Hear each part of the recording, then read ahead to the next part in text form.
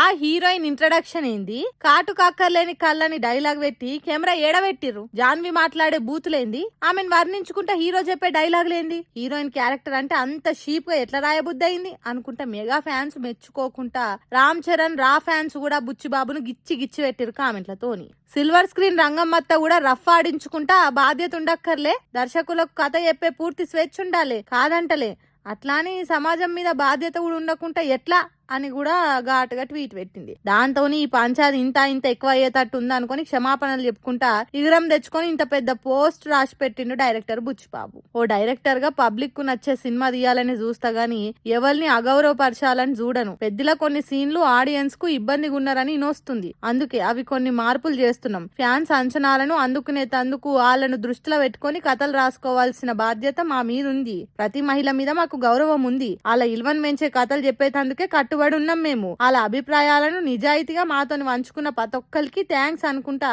X లో చాలా feeling తో రాసి పెట్టిండు బుచ్చిబాబు సానా.